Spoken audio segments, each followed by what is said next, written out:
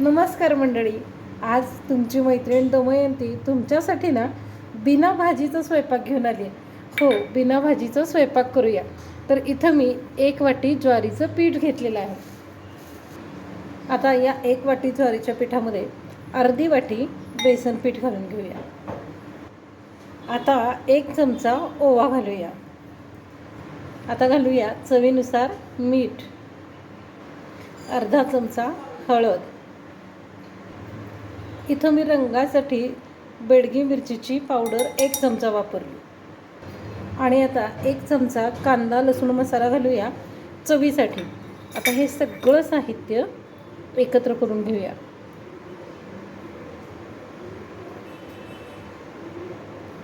आता यामध्ये चवीसाठी कसुरी मेथी 1 चमचा घालूया. आणि आता घालूया कोथिंबीर, अर्धी वाटी कोथिंबीर घालून घ्यायची. पुन्हा हे साहित्य छान असं चोळून घ्यायचं आणि नंतर गरजेनुसार याच्यामध्ये पाणी घालूयात आणि याचा गोळा तयार करून घेऊया. तर आता बघा, हा छान असा पिठाचा गोळा तयार झालेला आहे. हे पीठ मुरण्यासाठी आपल्याला बाजूला ठेवून द्यायचं आहे आणि तोपर्यंत तुम्हाला एक पूर्वतयारी करून घ्यायची आहे. ही तुरीची डाळ आहे. तर ही तुरीची डाळ मी थोडंसं त्याच्यामध्ये तूप, थोडंसं मीठ आणि थोडीशी हळद घालून छान अशी शिजवून घेतली. आता हे वरण माझ्याकडं तयारच होतं. तुम्हाला मात्र हे वरण फळं करण्यासाठी ही डाळ शिजवून घ्यावी लागेल. तर ही आपली तयारी पूर्ण झालेली आहे. तर आता पुढची प्रोसेस करूया. आता एका मिक्सरच्या भांड्यामध्ये अगदी थोडेसे हे पांढरे तीळ घालून घेऊयात. नंतर कढीपत्त्याची पानं, नंतर घालायचा लसूण. हे प्रमाण तुमच्या आवडीनुसार तुम्ही कमी जास्त करू शकता. आणि आता घालूयात खिसलेलं खोबरं. हे सुकं खोबरं आहे. तर हे घालून घ्यायचं आणि हे छान अगदी बारीक करून घेऊया. आता हे पीठ आहे ना, ते छान मुरलेलं आहे. तर या पिठाचे आता छोटे छोटे गोळे करून घ्यायचे. अगदी छोटेसे गोळे करायचे. ज्वारीचं पीठ आहे, चिकट होत नाही, त्यामुळं हाताला अजिबात चिकटणार नाही. आणि मग त्याला असा छोटासा वाटीचा आकार. तर आता हे छोटे छोटे गोळे मी करून घेते. तोपर्यंत तुम्ही व्हिडिओला लाईक करून चॅनल सबस्क्राईब करून घ्या. कारण हा पदार्थ याआधी तुम्ही कधीच बघितला नसेल. तेच ते आपण वरणफळं किंवा चकोल्या कणकेच्या खातो. तो खायचा कंटाळा आला असेल, पोळी भाजी करायचा कंटाळा आला असेल ना, तर हा नवीन प्रकार एकदा जेवणासाठी नक्की करून बघा. अगदी पोटभर आणि मस्त चविष्ट होतो.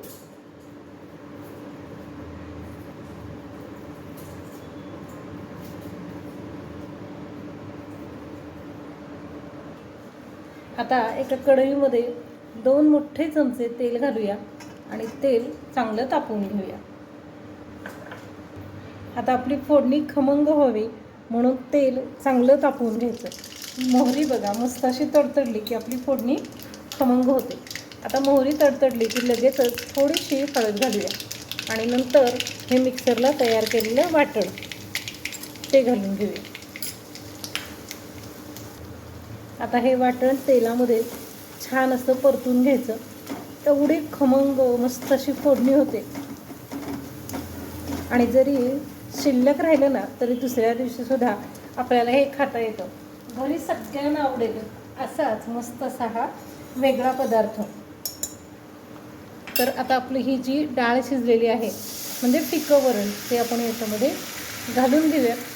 गरजेनुसार पाणी घालायचं आणि हे छान असं शिजवून घ्यायचं.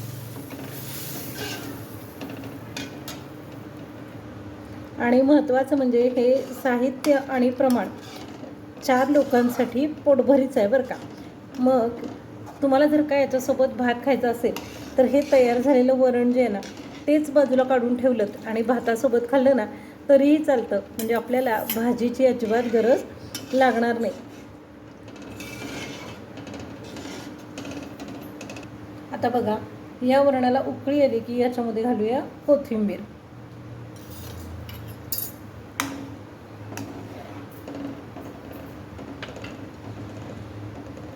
आता या उकळत्या पाण्यामध्ये आपण तयार केलेली ही जी फळं आहेत ना ती सोडूयात आणि मस्त अशी शिजवून घेऊया. तर असं हे गरमागरम जेवण तयार आहे. ना भाजीची गरज, ना चपाती लाटायची, ना भाकरी थापायची. आवडलं ना? चला पटकन चॅनल सबस्क्राईब करा, व्हिडिओ लाईक करा आणि व्हिडिओ शेअर करा.